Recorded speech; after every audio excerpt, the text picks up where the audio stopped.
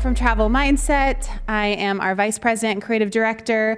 I've been with Travel Mindset since we were a travel publisher. So the whole new world of like pivoting is nothing new to us. We pivot, we go with a new thing all day long until we found what we are really passionate about, and here we are today. So today I'm going to talk about influencers or superheroes, how influencers can radically connect and support your messaging next year. So who am I? I just told you a little bit about Travel Mindset. I started as our social media manager before we even had a website. Like I said, we were a publisher, and we work with large and small destinations from Visit California to Visit Panama City Beach. We work with airlines, cruises, you name it, but travel is our specialty. And I'm also a mom of a newly just turned 5-year-old. So if anybody has kids, I will need your advice on that later because she's like 5 going on 15. And I'm also the founder of Vagabond 3. It is a family travel website that I started about 10 years ago when I won a Twitter contest where I had to tweet 4,320 times in Australia. So how does that work? You never sleep, and you take videos of the most random things. But that kind of got me into this industry in a way of I didn't want to do anything boring. When you can tweet 4,320 times in 72 hours, why would you do anything boring? And I'm also a National Geographic photographer and published writer. So I only say that as kind of like a braggart thing to say because I'm coming at you with a very unique skill set. I've been on the brand side talking to brands. I've also been the influencer. And so I hope that I can help with 2021 in a unique way. Just the 3 photos before we really launch into it. And as you can tell, I talk really, really fast, not because I'm nervous, but because I have so much to say in 15 minutes. And I really think that influencers can just dramatically help your marketing. And I don't want you to leave without knowing all the goodies. But on this one, it was when my daughter and I went on a safari in Louisiana. Yes, Louisiana. It's about 15 minutes outside of Baton Rouge. You can feed giraffes. It was honestly one of the most amazing experiences of my life. I never pass up a moment to do like a mommy and me shoot. So when I saw those floats, that was, obviously how to do that. And I love murals, and my husband will jump in weird ways while I take a billion photos. So with Travel Mindset, with a lot of you, and like Visit Florida was saying yesterday, March 17th happened, and about 90% of our campaigns had to be paused or stopped, pivoted, all of the words in the new normal. And we slowly started bringing influencers back. We just finished a campaign with Visit Vermont where we sent different Vermont Food Association products to influencers to create images, blog posts, videos. And instead of just stopping there, we also had a unique landing page where people could actually buy all of the products that the influencers talked about. So we were driving traffic and Instagram swipe ups through the blog, over 147 social media posts, 80,000 engagements, and 167,000 earned media value for that campaign. And we also just launched a socially distanced Instameet. We love Instameets at Travel Mindset. It's an amazing way to get tons and tons of content. But obviously when COVID hit and now you're not trying to bring people outside of just the influencers to a destination, we kind of had to rethink it. And so we just launched one in Greater Zion in early September where we literally met everyone about 12 feet away from each other and said, now that you're here, goodbye, explore on your own. And Greater Zion is just an amazing location to do that. They obviously have Zion National Park and 4 state parks in their backyard.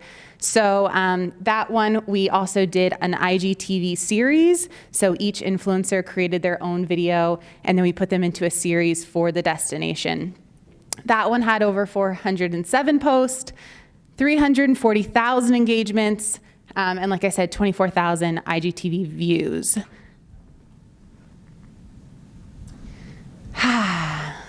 But what is an influencer, guys? Because I think it's really easy to assume that everyone on Instagram is an influencer, or that Instagram equals influencer. And it really goes back to the power to affect the purchase decisions of others because they are a trusted authority in their niche. And that trust has become even more important with the pandemic and just different social issues that have come to light this year. And so you're going to hear me kind of say trust about 1 billion times, but trust is the most important thing. So since COVID-19, people are spending more times on their phone. We had influencers that from pre-COVID to May, we're seeing a 75% increase in their engagement on social media and how many people were actually viewing their IG stories. That has dropped off a little since people are kind of getting back into the swing of things, but all of them across the board are having higher engagement than pre-COVID. So maybe one of the positive things that's come out of this. Since COVID, we know that relatability beats popularity. So it's 2 times more important for someone to be relatable versus just popular. So I think this is a really good metric to keep in mind when you're thinking about which influencer to bring into your destination. Look through their feed, look through their blog. If they're also talking about what they're making their kid for dinner or how preschool is going, they probably have the audience there for when they want to travel to. And then they have more trust than a brand talking about themselves. So if you ever have a campaign, we've been here for 2 days, we've heard some great campaigns. I kept thinking about each one of them, like, I wonder how they utilize influencers, if they utilized influencers, because that third-party stamp of approval will go a long way, and it will stay in people's minds longer than a Facebook ad. So it's just something to think about. If you can get that personal connection to your piece of content, it's going to go farther. And then since COVID-19, they need to feel safe at your destination, and they want to see how influencers are handling it. And this is everything from the pandemic, outlining how they can be socially distanced, what the mask ordinances are, and compliance, all the way to, social issues and diversity. This post, I think, is really scary and something that people have to think about. And I know the mom trotter personally. And, if you flipped through this slide, it literally was a picture of the election map because of, how the election has gone. And so, showing diversity in your website, on your social channels, it really goes a long way to making these people feel accepted, represented, and safe to travel there. And then since COVID, we know that your drive market has expanded, road trips are a big deal, and that local influencers can help support local communities. Banwango, I was like, yes, yes, yes, local. The Expedia guy, 21 days. Nate, talking about the news versus reality. All of you guys, love it. Okay, so how has influencer marketing changed? So one-off campaigns, one-channel campaigns are out. If you think about the old rule of 7 with marketing, you have to see the messaging 7 times. Okay, well, think about that with social media. They need to see an influencer talking about your brand or your product more than once. And why? Because it's gotten even more personal than before. So if they're talking about you 2 times, the viewer's probably like, they like Knoxville. 7 times, they're like, dang, they really like Knoxville. That 21st time, they're like, okay, I got to go to Knoxville. Stop talking about Knoxville. But you get the point. The more times you see it, the more times you hear it, especially when it's quick bites, it's a new post, whatever it is, it comes off more authentic. And then influencers will be the first to visit again, / have been the first to visit again. But the most important part here is that they will be the first to share again. A colleague and I were talking that this year was probably the summer of secret travel. I don't know if any of you went on a trip where you didn't post about it on social media because you didn't want any of the backlash. Shaking heads over here. But influencers are ready for that backlash, right? They're ready to talk about it. They're ready to have the conversation about how to do it safely. And this is a really great way to show your destination in the right light. Like Nate was talking about, getting the right type of traveler to come to your destination. Okay, so what can we do next year that I feel like a lot of people miss the boat on? So bring influencers into your marketing discussions before your full plan is thought out. One, influencers are super creative. A lot of them may have an Instagram, but they're also professional photographers, they're professional videographers, they've been in PR or in ad marketing. They know the ins and outs of what their audience likes, and I guarantee you they can contribute to what you should be looking for throughout other marketing things. Also, it's just nice not to be like, great, here's our whole campaign. Can you tweet about this 4 times? And the person's might like, well, yeah, I can, but if we had sculpted it like this, or if I had had some say, it might come off more authentic. And then they just know how to speak to different audiences. So I would really look at your influencer, the people that you have as influencers, look at your partners and see what diversity you have there. If you're trying to reach an LGBTQ+, you might want someone there represented, person of color, list goes on and on. And then look at the full year and how each influencer works with each partner and how other influencers could work with other influencers. So a great example is I was in Visit Knoxville in what is time? In August. And a friend of mine, the traveling child, Monet, she's an amazing Instagram and blog. She is a professional writer as well. You should all follow her at the traveling child. She was just going to be there last week. So how amazing would it have been if in October we had done like an Instagram live where I said, oh my God, Monet, you're taking your kids. Wouldn't it be so fun if, you did this and you did this. Augustine loved this, same age as her child or as her children. I really think you need to go to the Women's Basketball Hall of Fame.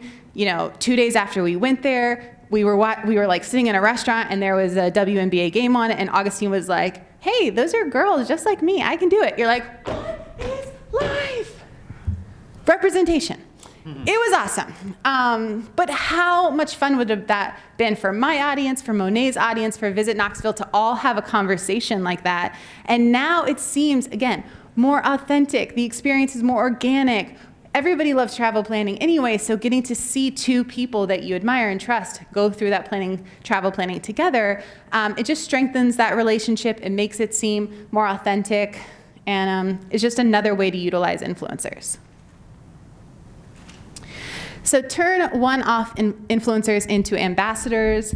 Again, just never use an influencer for one post ever again. They are worth so much more. Think outside of traditional influencer channels.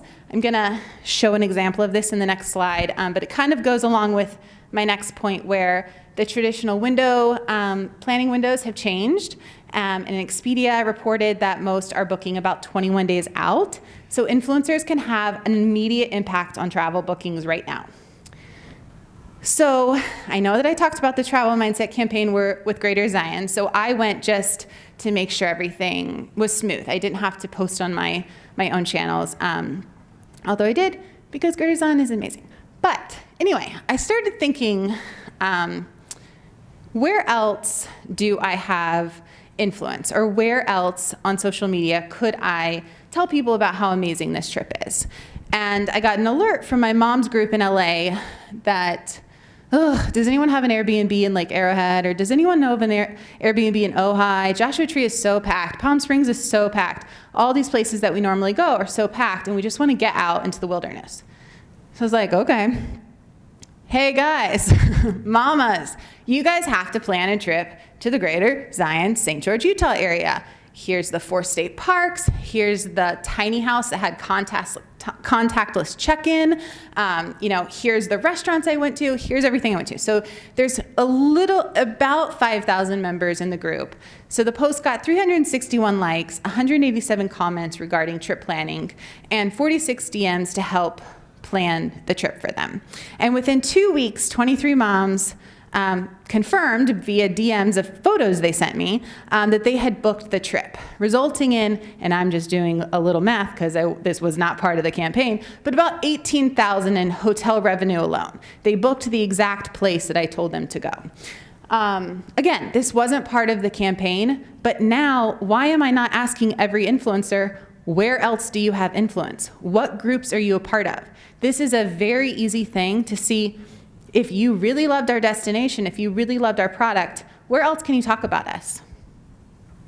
And you're really just helping people. And I think a lot of influencers, that's ultimately what gives them a lot of satisfaction, is just knowing that they were able to help someone.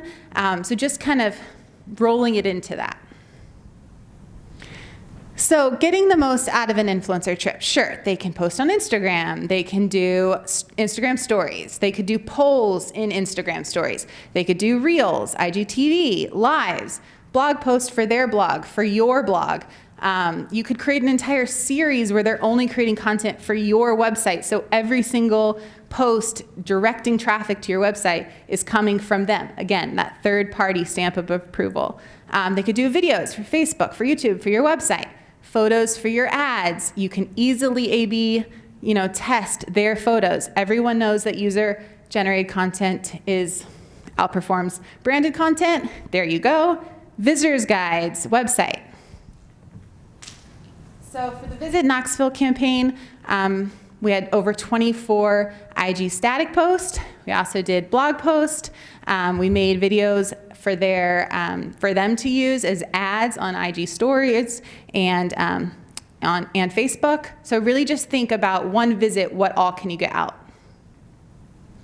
And then this is just a fun way to utilize influencers for new content types like Reels. I have a couple examples, and this will hopefully pop up.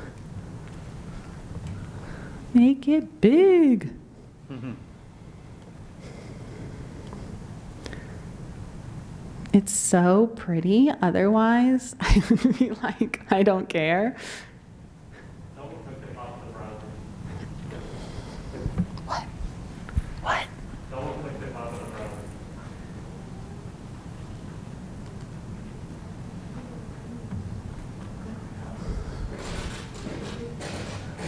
Command plus.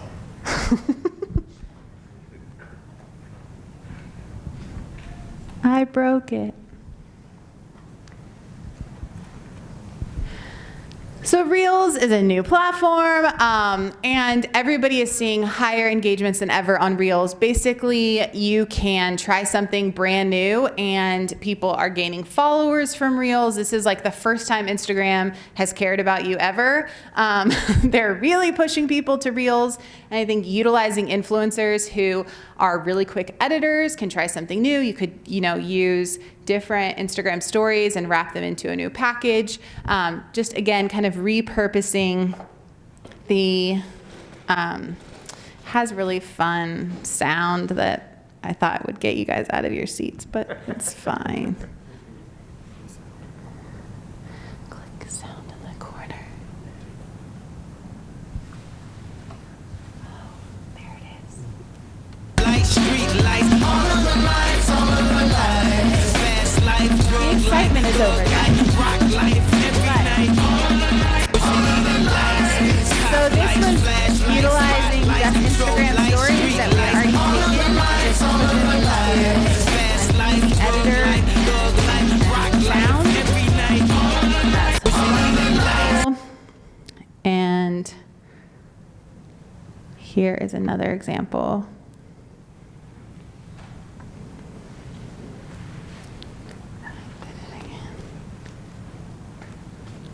It doesn't matter. I'll show you later. It's really cool though. It's okay. Okay, so one of the last videos is repurposing Instagram stories into an Instagram ad. We did this for Visit Mammoth. Again, it was content the influencers had already created. It was part of the campaign. We just asked for those raw files, and our editing team edited this for them.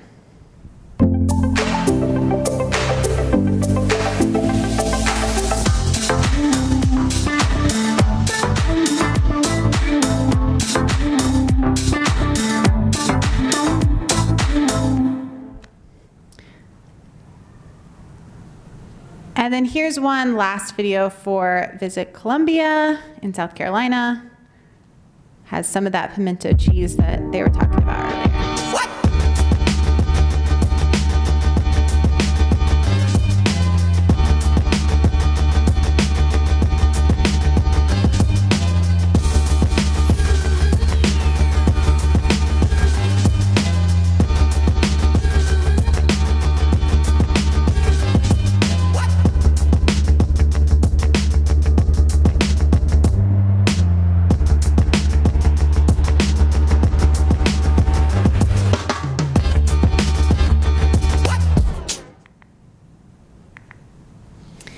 And just some last thoughts before I go. Remember, all of that content was created on one influencer trip.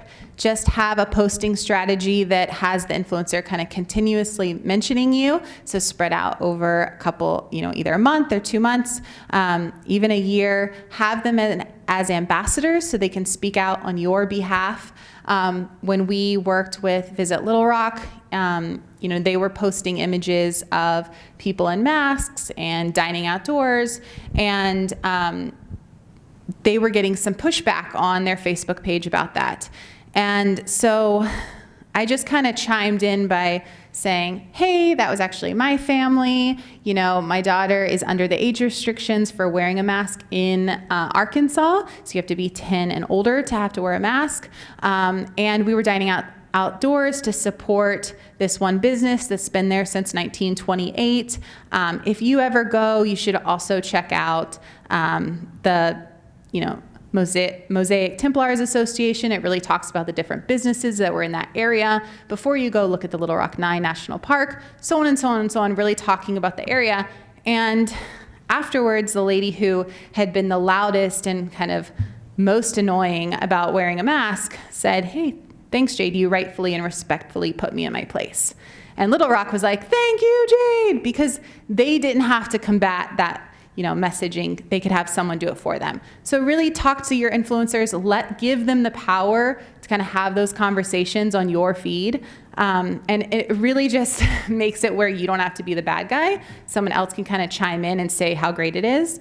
And utilize their channels for surveys and polls. I know we all talked about data so much over the last 2 days.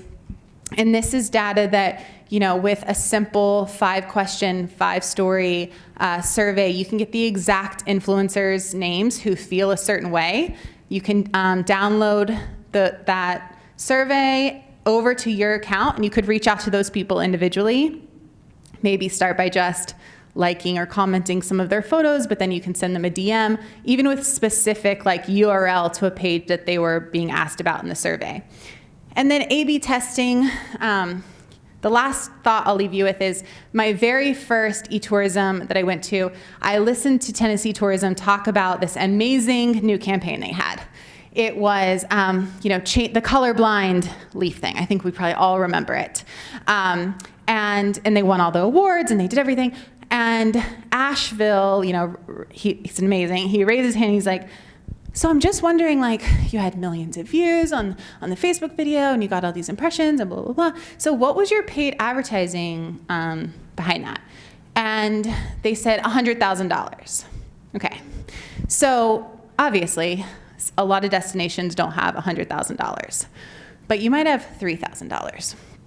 And when I heard that, I felt like, oh yeah, that campaign was so amazing. And it truly was, not getting down Tennessee Tourism here. I think that was an amazing campaign. But they believed in the campaign so much that they put $100,000 behind it.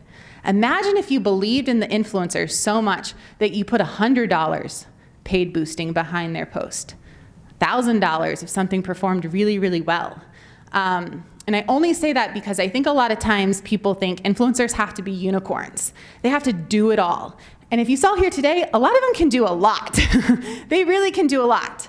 But think about them as the media channel that they are. A lot of them are just powerhouses with your exact target audience. And if you put just a little budget behind them, I swear it is going to improve hand over fist on anything else.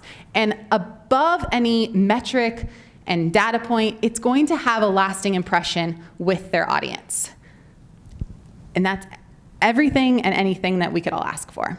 So thank you so much. I really appreciate it.